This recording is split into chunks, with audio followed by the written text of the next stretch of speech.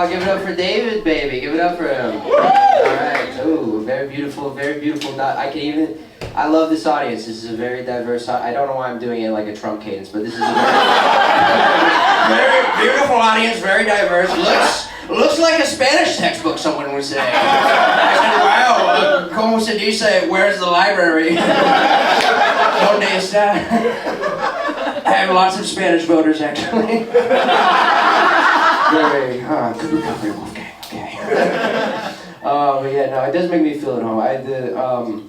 I'm from the South, so it's not very diverse where I'm from. I'm very diverse, though, but not where I'm from. It's like, there's not a lot of, I'm like biracial, there's not a lot of biracial people that are like, not like half black or half something. It's like, I'm like half white, half Indian. There's not a lot of us in North Carolina. You know, like most Indian people are like, that's a Puerto Rican right there. And like, no, but thank you. Been working on my walk, looking a little bit tougher. And most white people are like, oh, that's our Uber. That's our Uber right there. That's him. The jacket didn't help, but it's so weird. That's an actual thing that used to happen to me when I was in college. I would just be like driving somewhere and be parked for a little bit, and like drunk white women would just get in my car. I thought it was, is this a fucking sting? Where's the fucking cops, dude? They'd be like, Uber for Sarah? I was like, we're in an elevator this time. I'm your Uber. I am your DoorDash though. Here's your Thai food. But it's weird. I don't really present as Indian. That's not a thing I present as. But it's strange given my background, because not only like, you know, half my family immigrated here, like my mom moved here when she was 15. I was raised mostly by my grandparents because my parents worked a lot. So I just did, as a kid, have the accent. It's just this little white baby walking around and be like, hello, my name is Wolfgang. People are like, you gotta cut that out, dude. Who taught this white baby racism? Who thought that would be funny? It's not. You're gonna invent Twitter in 10 years, you're not gonna be able to do that then. But then we're gonna change it to X and it'll sort of be okay. But there's advantages. I went through puberty very early. At like age 10, I had a mustache, pretty useful. A 10-year-old with a mustache, dude. Pedophiles just think you're a rival pedophile. They're like, whoa. This is my school zone, mister. Have you even submitted this to the union for the petition for this school zone? It's like, do you guys have a union? It's like, yeah, it's called the Screen Actors Guild, actually. Take that. I wanted to be on Vanderpump season 9, and you didn't let me. That is true. I almost got cast on that show one time. It's crazy. That's like a real thing. My girlfriend made us apply because she likes watching the show.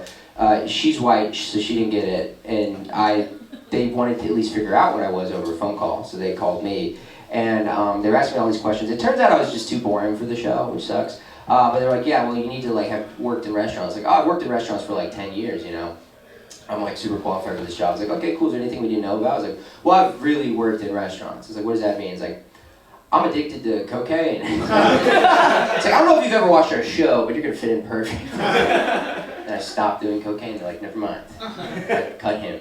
But yeah, I mean, this is gonna somehow relate to reality TV, but I've hung around a lot of older people ever since I was a kid, just because I started comedy very young, so I was always around like 30-year-olds and stuff. And this is like an expression I don't really hear a lot anymore, because all these people that use it are older. You know, but people used to say, like, as like an icebreaker at a party, like, where were you when 9/11 happened? Which is a horrible icebreaker, dude. How are you gonna get pussy with that?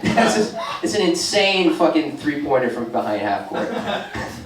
But yeah, the people would do that. And I got called a terrorist a lot as a kid, so I thought people were just like accusing me of being there. Like, what were you doing, flying the fucking plane, dude?